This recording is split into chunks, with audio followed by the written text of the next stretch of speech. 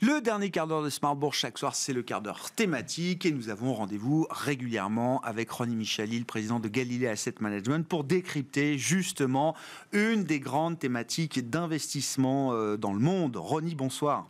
Bonsoir. Merci d'être avec nous. C'est cette encyclopédie des thématiques, ce codex des thématiques, 25 grandes thématiques d'investissement sur le plan mondial que vous screenez, que vous analysez, que vous pricez également. La thématique dont vous nous parlez ce mois-ci, c'est celle de la finance du futur, que regroupe déjà, pour qu'on ait tous à peu près le même niveau de compréhension, que regroupe cette terminologie finance du futur, Ronnie?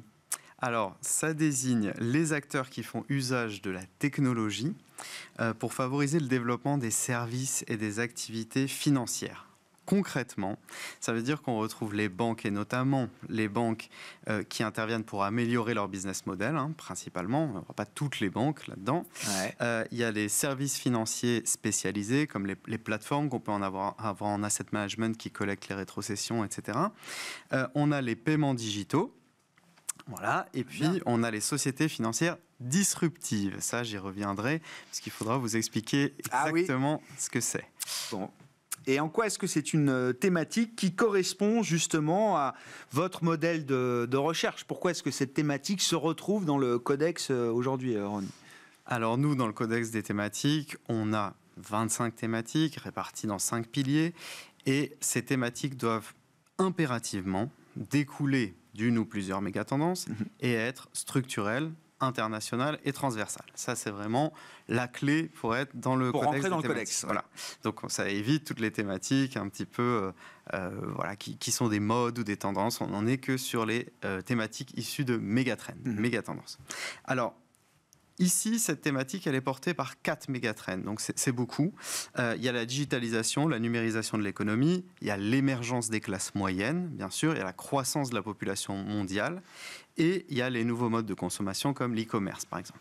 Et elle est structurelle dans le sens où le marché des fintech augmente croît à peu près de 20% par an en ce moment, et le marché de l'insurtech, qui est plus petit, plus récent, il croît presque de 50% par an. On est à 49% par an.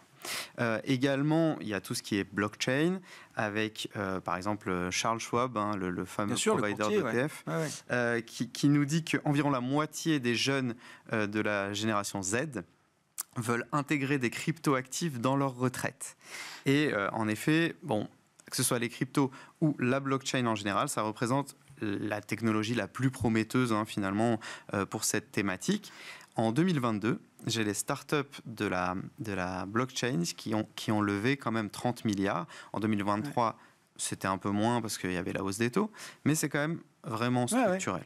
Oui, ça devient visible. Tout à fait. Alors, international, je ne vais pas tellement revenir dessus, mais juste pour vous expliquer qu'on avait des acteurs généralistes. Alors, je peux prendre une banque internationale comme HSBC, par exemple, ou une banque plutôt plus locale comme la Banque Populaire, et des facilitateurs de transactions, Mastercard, Visa. Ça, c'était l'ancien schéma. Le nouveau schéma, le nouveau paradigme, c'est des acteurs généralistes toujours, HSBC, la Banque Pop, etc., des fintechs, par exemple eToro dans le trading, Ripple dans les cryptos, Ulule dans tout ce qui est crowdlending, des big tech aussi, avec Apple, par exemple, avec l'Apple Card que vous pouvez avoir maintenant, qui est une carte de crédit d'Apple qui vous donne du cashback, qui vous permet de payer avec Apple Pay. On a Google Pay aussi, on a Amazon Lending qui fait du crédit finalement à ses vendeurs sur sa plateforme. Voilà, donc ça, c'est les big tech, et on a les néobanques. On a N26, on a Wise qui est coté. Donc voilà, ça c'est un schéma de plus en plus international et transversal en un mot, puisqu'une thématique est toujours multisectorielle. Il y a principalement 2 secteurs dans cette thématique, c'est multisectoriel, il y a 2 secteurs. Il y a le secteur financier, bien sûr, à plus de 53% dans nos indicateurs, avec les services financiers et les banques. Et puis, il y a la technologie à 31%, et un tout petit peu la communication services. Par exemple, vous avez Tencent qui a le fameux WeChat Pay. Effectivement. Voilà. Qu'est-ce que ça donne en termes de prix? Comment se comporte en termes de prix cette thématique finance du futur par rapport aux actions mondiales? C'est toujours la référence, Ronnie. Absolument. Alors en termes de PER, parce que c'est l'un des indicateurs qu'on regarde pour déterminer le prix des thématiques, on a un PER d'environ 21 fois. Ouais. Donc on est exactement dans la moyenne des thématiques. Par contre, la moyenne des thématiques est plus chère que le MSCI World, qui lui est plutôt à 18,5 fois les bénéfices. Thématique croissance, quoi. Tout à fait, tout à fait. Généralement, pour être un méga trend, c'est qu'il y a de la croissance devant. Il y en a qui sont plutôt tilté value, mais en général, elles sont plutôt croissance. Au niveau des performances, je vous ai apporté ce graphique. Contre-intuitivement, attention, la thématique finance du futur, mesurée par notre indicateur thématique, elle est plutôt corrélée à la croissance. On a une corrélation avec la croissance à 0,91. C'est une forte corrélation avec la croissance. Vous voyez qu'en 2022, lorsque les taux remontent, la thématique plonge. La thématique est en bleu foncé sur ce graphique. Le MSCI World est en gris. Et vous voyez... lorsqu'il y a une détente des taux vers fin 2023, début 2024, la thématique progresse de manière plus forte. Donc, contre-intuitivement, puisque le secteur bancaire est plutôt value, cette thématique est plutôt corrélée à la croissance. Donc, on a également, ce qu'on peut dire sur cette thématique, c'est une volatilité importante. Elle est autour de 20 parce que les marchés étaient assez calmes donc sur cette dernière année. Mais par contre, il faut savoir que parmi l'écosystème des thématiques, c'est l'une des plus volatiles. Ah oui. Voilà. C'est le côté fintech, c'est ça qui donne cette volatilité par rapport au reste du marché. Absolument. Côté croissance, hyper croissance, côté fintech. Point fort, point faible, justement. Quand vous regardez cette thématique en profondeur, quels sont les risques qu'il peut y avoir notamment, et bien sûr, quels sont les points forts pour l'avenir? Tout à fait. Alors, les risques, les points faibles, on va dire, l'impact de la réglementation. Ça, c'est vraiment le gros point faible qu'il faut surveiller quand on investit. Chez Galilée, on ne fait que des actions cotées.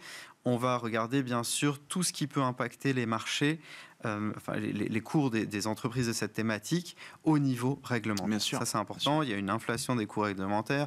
Au niveau des banques, BAL 1, BAL 2, BAL 3. Les industries les plus réglementées au monde. Exactement. Et une baisse du chiffre d'affaires qui aurait pu être dirigé vers la R&D. Ça, c'est important. C'est un des points faibles. Ensuite, il y a une baisse aussi de la rentabilité de certaines activités de marché. En asset management, on a eu aussi une augmentation des coûts de réglementation indéniable. Marché de capitaux aussi, tout ce qui est salle de marché. Donc voilà, ça peut avoir vraiment un impact non négligeable sur le cours des boîtes qui composent cette thématique. Il y a aussi le fait que la dispersion des acteurs engendre un risque plus important de cyberattaque. Alors certains vous diront, attention, parce que certains vous diront c'est un point fort, la blockchain est plus sécurisée, etc. Et du coup la décentralisation fait que même s'il y a un gros acteur qui est attaqué, c'est moins grave.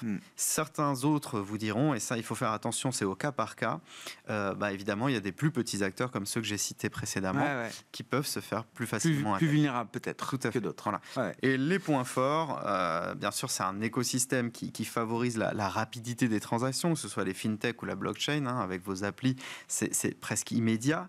La réduction des coûts opérationnels, ça c'est surtout la blockchain qui le permet.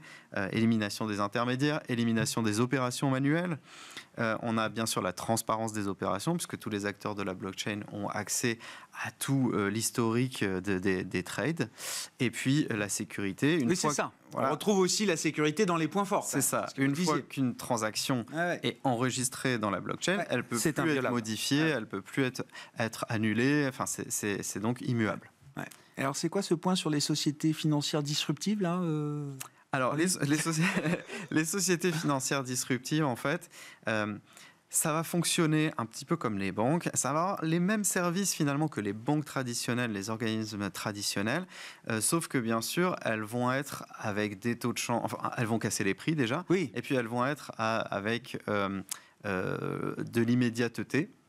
Très souvent, vous pouvez charger sur votre application de l'argent et l'utiliser immédiatement, le convertir dans n'importe quelle devise. Il n'y a qu'à regarder Wise, par exemple. Et puis, vous allez avoir des marges plus serrées que sur les banques.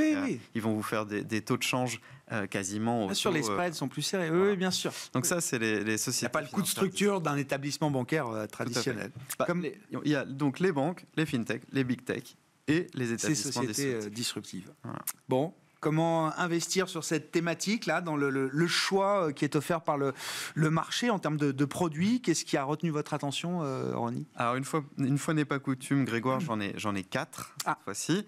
En général, il y en a 3, mais là, j'ai 3 fonds et un ETF qui pourraient intéresser en fonction des besoins, bien sûr. On a 30 secondes, allez-y. Oui, tout à fait. Alors, chez Jupiter, on a Jupiter Financial Innovation, environ 45% de banque, tout le reste fait partie de l'économie disruptive financière, plutôt un billet US sur celui-là.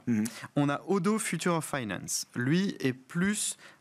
historiquement, c'était Odo European Banks. Il a plus d'Europe que le précédent. C'est peut-être un héritage du passé. On a BGF FinTech qui, comme son nom l'indique, est beaucoup plus sur les FinTech que sur les banques. Ouais. Et enfin, on a First Trust Innovative Transaction and Process.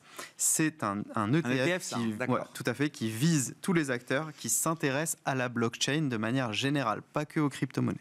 Merci beaucoup, Ronnie. Merci pour ce décryptage de cette thématique autour de la finance du futur. On vous retrouve régulièrement dans l'émission pour venir décrypter ces 25 grandes thématiques que vous analysez chez Galilée Asset Management. Ronnie Michali était avec nous, l'invité de ce quart d'heure thématique de Smart Bourse.